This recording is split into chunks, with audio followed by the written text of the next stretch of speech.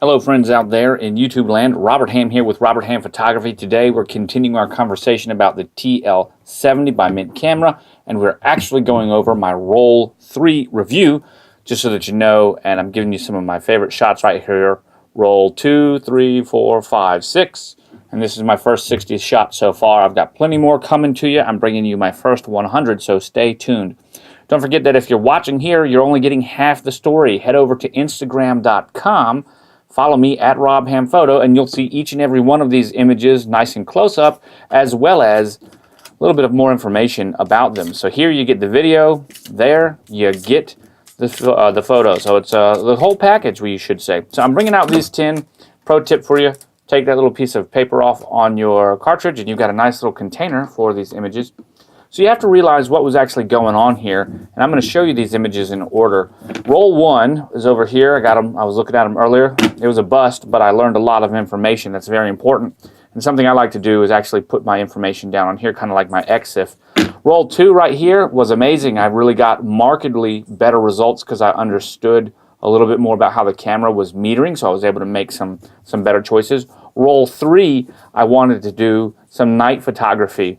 And the reason was these pictures, like this one of my son, was taken at golden hour, and it was absolutely beautiful. That was the, I think, 16th image I took out of this camera, which was pretty cool. Shot number 16 was right here. And that's also pretty neat to be able to see that kind of stuff.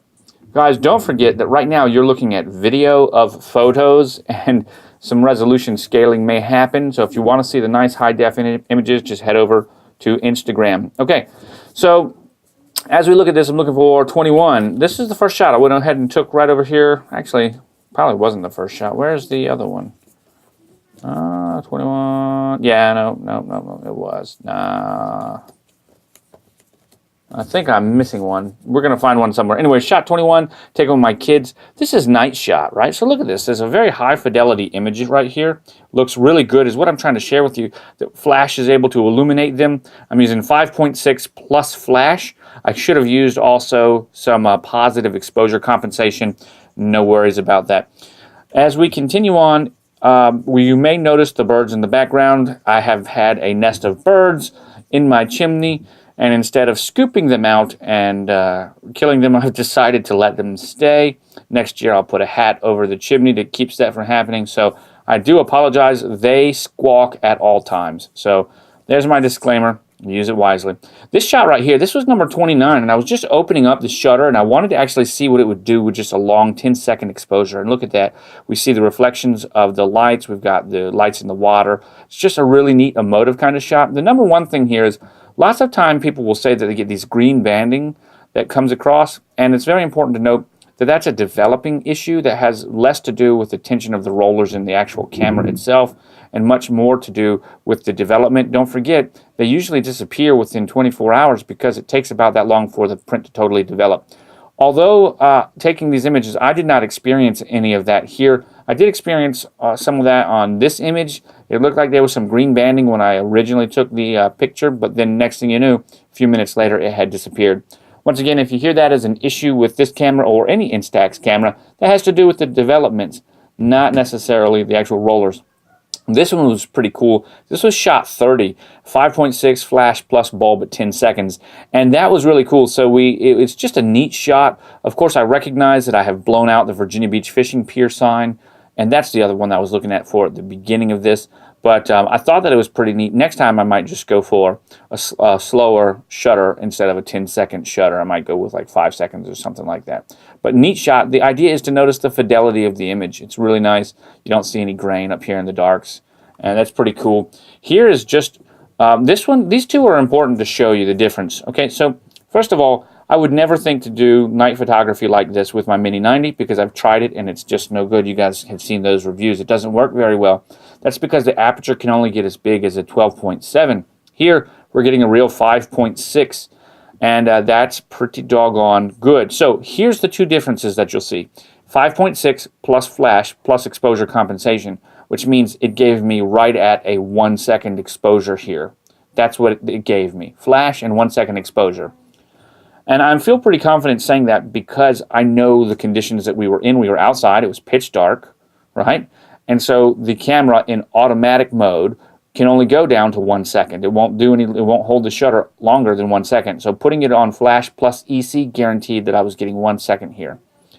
Okay, over here we see I've got flash 5.6, but I have a 10-second bulb, and look how much more of the picture comes into it. The nice part is that, as you and I all know, the flash freezes the subject in motion. Freezes it where it is. That's the point of it. So it sets the initial image. So even though my little Pookie right here was kind of waving his arms left and right a little bit because he had a hard time standing still for 10 seconds, we didn't see all of that, but we did still see a lot of the nice image of him. But we did see the background, which was completely still the entire time. So had we not used the flash, it would have looked quite a bit like this. Now, my boys are not in this area, and we moved a little bit, but I'm just giving you a contrast. Flash, no flash, and then flash only. So flash in 10 seconds, flash only with exposure compensation, and then no flash, bulb at 10 seconds. So there's a little test you can see. Notice how you get the blues in the light and everything because there's no flash. That daytime balance of the flash brings out the natural orange tones in the sand as well as their skin. Otherwise, it would have all been blue. And how cool is that? It looks good. Okay, so that's enough of those images.